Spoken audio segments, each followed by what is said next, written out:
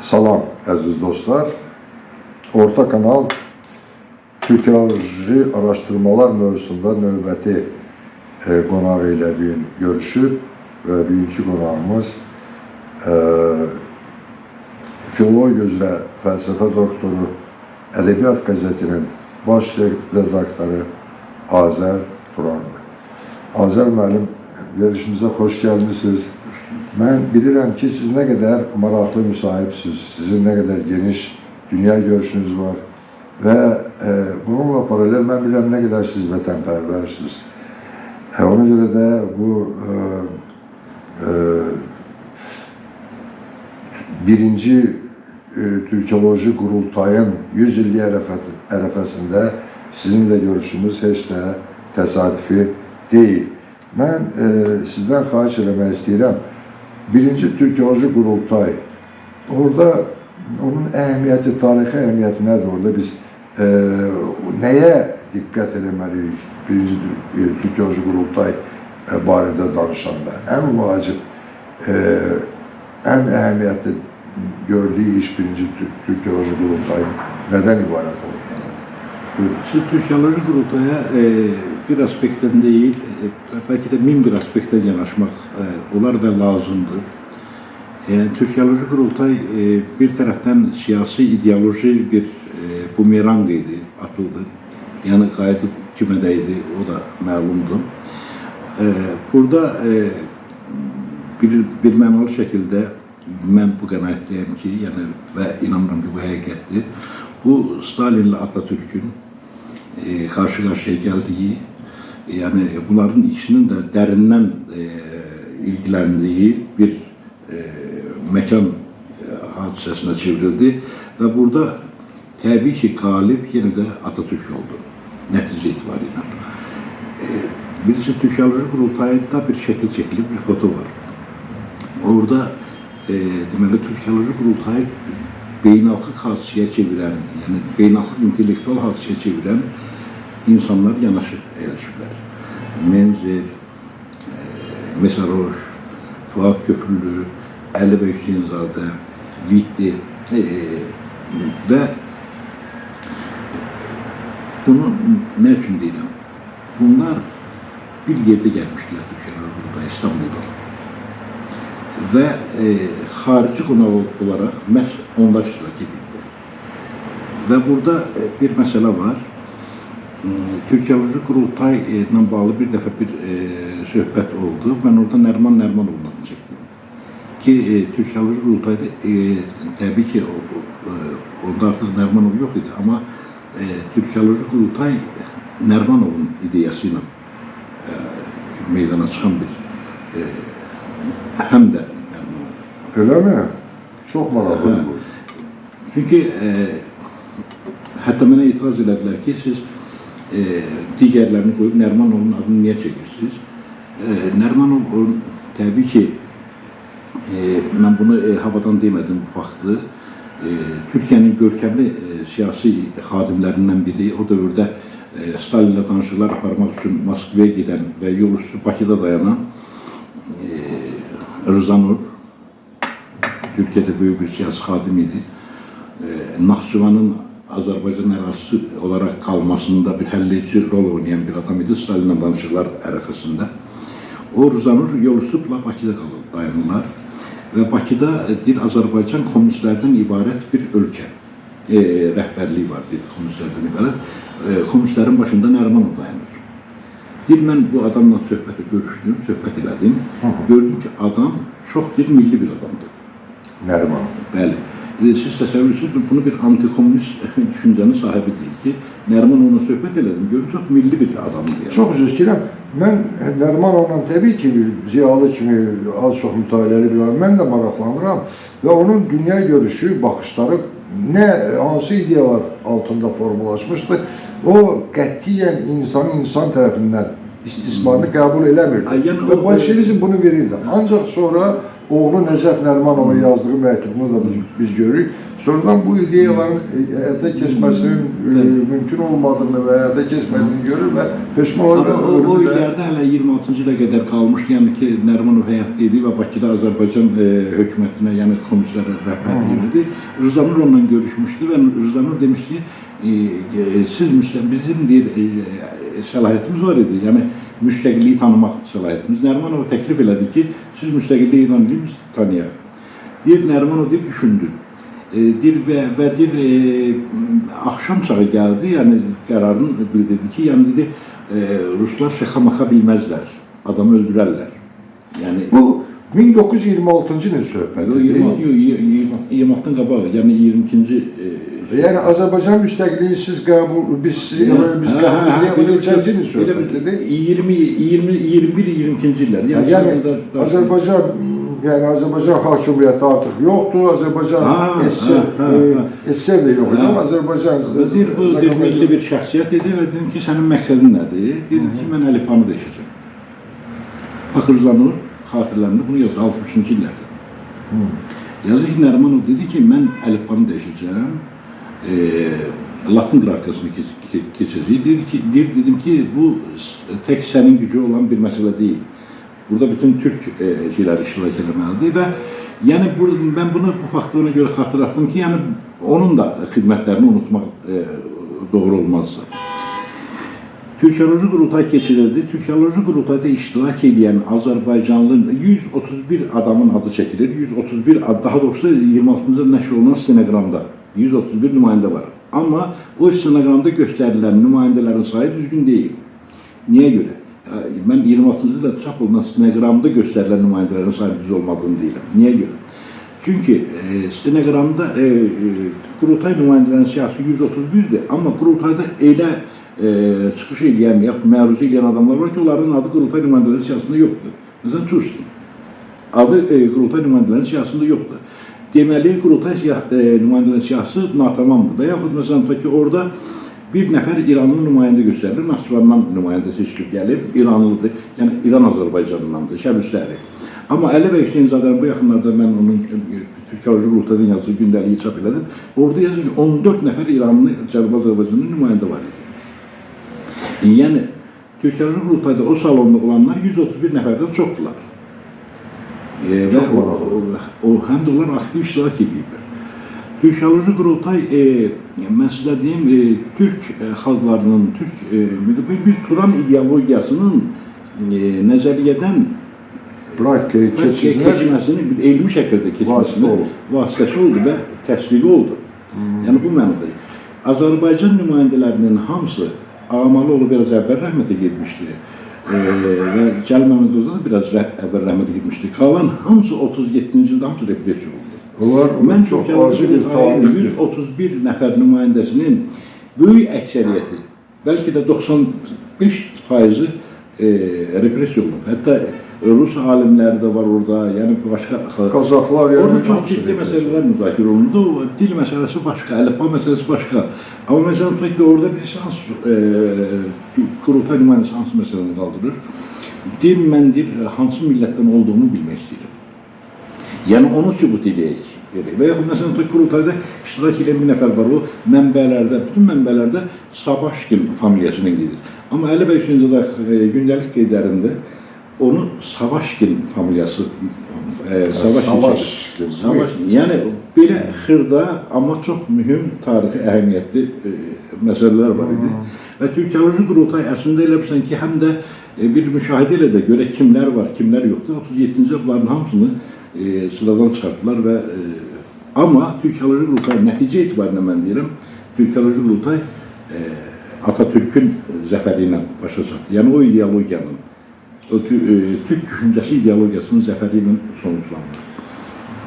Çox maraqlıdır. Günümüzdə bu ideyalar hələ aktualdırmı, yoxsa? Əlbəttə aktualdır. Biz Türkiyoloji qurultayın verdiyi o ideoloji kontekstdən də bir münasibət bəsləməliyik və onu həyatımıza, düşüncəmizə tətbiq eləməliyik. Bu çox mühüm məsələdir. Bilirsiniz, Türkiyoloji qurultayda Əli bəy Hüseynzadə Qərbin iki dastanında Türk əsərini məruz etmişdi. Yəni, Qərbin iki dastanında Türk mövzusunda bir məruzə etmişdi. Düz o məruzə stenoqram salınmamışdı. Ümumiyyətlə stenoqrama rus dilində olmayan çıxışların heç bir salınmıyor. Sadəcə qeyd edirlər ki, Bu çıxış olub. Türk dilində filan məruzəni etdi. Burada Türk kimliyi məsələsi var. Türk kimliyinin Avropadakı izləri məsələsi var. Türk kimliyinin məsələn ki, Yunan mədəniyyətindəki izləri məsələsi var.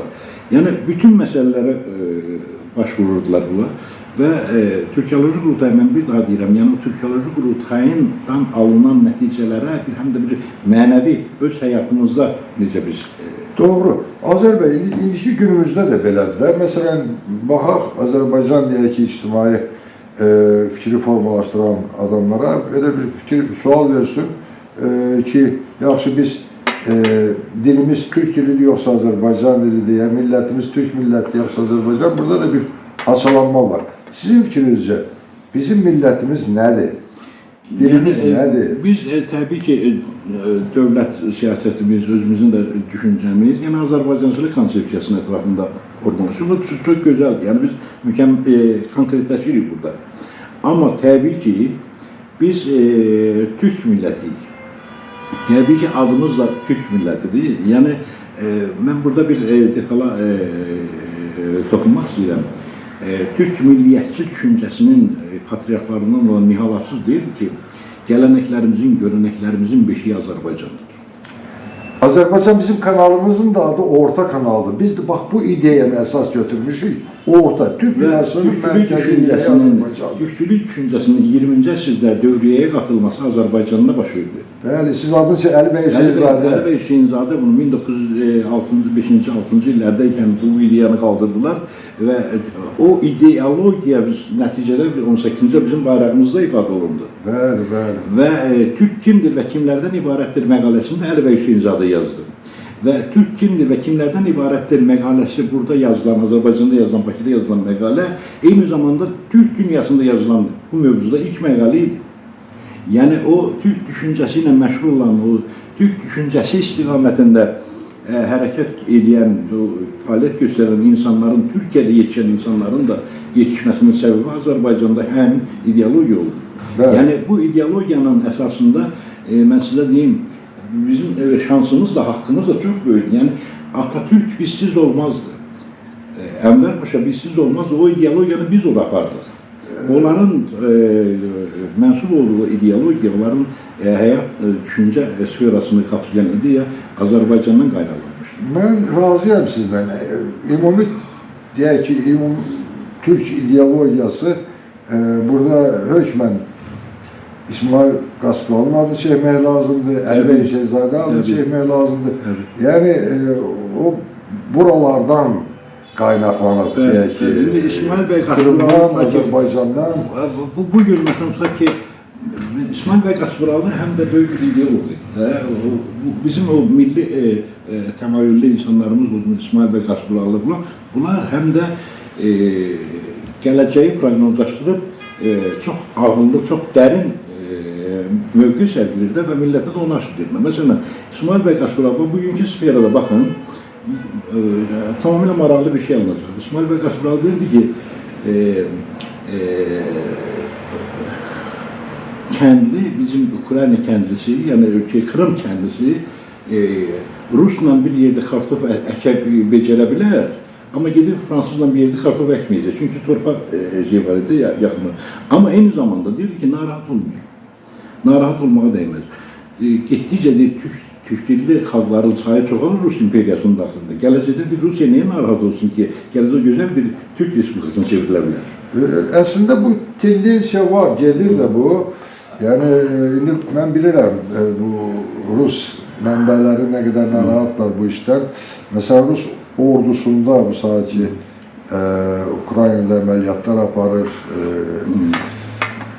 Təbii ki, ağlı başında olan heç kəs burada Rusiya haqq kazandıra bilməz. Amma bir imperiya müharibəsi əslində, imperialist müharibədir. Amma fakt da faktdır ki, Rusiya ordusunun az qala yarısı Türk dillilərdir bu saat hal-hazırda. Yəni belə ona doğru gedir. Rusiya özü içəridən türkləşir, İslamlaşır. Beləcə. O yenə də İsmail bəy Qaspıranın fikirdə, işdə, sözdə birlik. Dildə birlik. Bəli, bu indi bizim üçün İsmail bəy Qaspıralı kimi insanlarımız yox bugün. Yox, bax, o məsələ. Niyə? Bir dəfə mən İsmail bəydən bir stat gətirdim, yəni bir böyük bir tədbir idi. Orada mən İsmail bəyi o dövrdə nədəsə qınayırdılar. İsmail bəy dedi ki, mən qorxaq deyiləm. Mən sadəcə alt dağlarına azuqəsiz getməyin tərəfdarı deyiləm. Yəni alt dağlarına gedirsənsə, azuqə mütləq olmalıdır. Sən bunu nəzərə almalısan. Yəni bizim bugün İsmail bəy Qaspıralı tipində, yəni Əli bəy Hüseynzadə tipində, yəni o səviyyədə, o düşüncədə, o zehniyyətdə insanlarımız yox. Niyə? Bilirsiniz, mən sizə bir söz deyim. Bax, məsələn ki, oxuyuruq, görürük və filan kəs, nə bilim, hansı, hatta Azərbaycanın öz institutlarını biz oxuyuruq da, universitetlərini, yəni filan yerdə təhsil aldı, filan yerdə təhsil aldı. Amma bunlar, biz o filan yerlərin müəllimlərini tanıyırıq, professorlarını tanıyırıq. Amma bu bizim sadaladığımızın 20-ci əsrin əvvəllərində bunlar dünyanın elm beşiklərində yetişirdilər. Sorbonne Universitetini bitirdilər.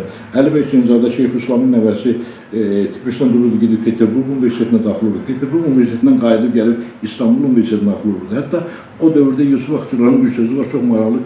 Yusuf Akçuranın sözüdür. Deyir, Əli bəy Hüseynzadənin İstanbul Universiteti tələbələri üzərində təsiri İstanbul Universiteti professorlarının təsirindən daha artıq idi. Çünki bu mükəmməl bir savadla, mükəmməl bir zehniyyətlə gəlmişdi İstanbul'a. Universal bilikləri var. Həm tip sahəsində, həm politologiya deyək ki, fikir verin, analoqunu hardan tapa bilərsiniz? İnsan həm Leyli və Məcnunun ilk rəssamı olur, tamaşanın. İnsan, ona orkestral ruh deyirdilər də, həm Türkiyədə ilk tip lüğətinin müəllifidir. O, eyni zamanda Azərbaycanda dəstgah boyakarlığının banisidir, rəssam kimi. Yəni bir ideolog kimi, şair kimi o qədər yeniliklər, tərcüməsi kimi təxminən bir 7-8 ildən yüksək səviyyədə tərcümələr edir. Məsələn, hətta Nəzakət Ağazadənin bir sözü var ki, Əli bəy Hüseynzadənin tərcüməsində Faustu yenidən Alman dilinə çevirsən, Hötenin əsəri ilə bərabər dayanan bir yeni əsər meydana çıxar. Bəli. Yəni belə insanlarımız yox. Yoxdur, amma çox qəribədir axı, biz 30 il müstəqillik. Bu 30 ildə o dediyiniz universitetlərə xaricə gedən tələbələrimiz də qayıdıb gəldilər. Bu 30 ildə bizim ən böyük nailiyyətimiz bilirsiniz də, yəni Qarabağın, Azərbaycanın bütövlüyü, Qarabağın işğaldan olması. Yəni mənə elə gəlir ki, yəni bizim inkişafımızı ləngidən amil əslində Azərbaycanın bütöv olmaması, Qarabağın işğal altında olması idi və biz 30 ili yox, o bundan 5 il bundan əvvəl baş vermiş o bütövlüyümüzün işğaldan azad olmuş Qarabağın, Azərbaycanın bütöv kontekstindən bundan sonraki dövrdən hesablamalıyıq, baxmalıyıq. Yəni bütöv olmayan millət güclü ola bilməz. Emercentlik hadisəsi deyirlər, yəni bunu biz bu çəkilişdən qabaq atasından söhbət edir. Bəli, yarımçıq millət qabağa gedə bilməz. Bizə bir bütövlük lazımdır. Bütövlük bizim Qarabağ üzərindəki hakimiyyətimiz tamdır, Azərbaycan bütövdür və bu mənada mənə elə gəlir ki, gələcəyə çox nikbin yanaşmaq lazımdır. Çox gözəl söhbətlərdir. Sizlə bizim söhbətlərimiz qətiyyən bitməz. O qədər maraqlı müsahibsiniz ki. Amma bunu biz yekunlaşdırmaq məcburiyyətindəyik formata uyğun. Nə etməli? Yəni biz nə etməliyik? Yəni bugün bizim Azərbaycan gənclərinə, Azərbaycan ziyalılarına nə sözünüz var? Biz nə etməliyik? İnkişaf eləmək üçün. Bir gözəl o dövrdə, yəni 20-ci əsrin əvvəllərində nə etməliyik sualı verilmişdi və gözəl bir cavab var. O dövrdə gözəl bir cavab. Dünya yola düşərkən yol üstündə yatılmaz. Yəni dünyaya qovuşmaq, bu inteqrasiyasında odur da. Yəni dünyaya qovuşmaq, dünya ilə bərabər olmaq. Bilirsiniz, bizim elə şəxsiyyətlərimiz olub ki, bunlar gedib, məsələn, ki, Cəmaləddin Əfqani gelirdi Parisdə, məsələn, Renanla mübahisə edir. Məsələn, Renan dedi, İslam elmdə qısırdır. Cəmaləddin Əfqani gelirdi Parisdə, Renan'a deyirdi ki, mən səndən razıyam. İslam elmdə qısırdır. Amma de görüm, xristiyanlıq elmdə qısır deyil. o inkvizasiya tonqallarını kimləri yaratmışdı? Yəni belə cavablar verdi və hətta Reynanın bir fikri var, deyir ki, mən bu mübahisə etdiyim adamla, Cəmaləddin Şeyxlə söhbət elədim və qarşımda İbn Rüşdü görmüş kimi oldum. Yəni bizim belə insanlarımız, yəni həm də məhkürə sahib adam yaxşı alim də ola bilər, böyük alim də ola bilər, elmin vətəni var, alimin vətəni var, elmin vətəni yoxdur. Amma bütün alimlərin də, bütün bəstəkarların da, bütün hamının, bütün sahədə məşğul olan insanların, siyasətçilərin də məhkürəvi bir istiqamət olmalıdır ki, məhkürə bizim əgər o üç rəngli bayrağımız olmasaydı biz müstəqil ola bilərdikmi? O düşüncə, yəni bayraqdan söhbət etmir, parçadan gelmir. O düşüncə olmasaydı, Türkləşmə, İslamlaşmaq, Avropalaşmaq modeli tətbiq olunmasaydı, bizim bugünümüz olardı mı? Olmazdı təbii ki. Yəni məhkürə insanlarına daha çox ehtiyac var ki, yəni bu işlər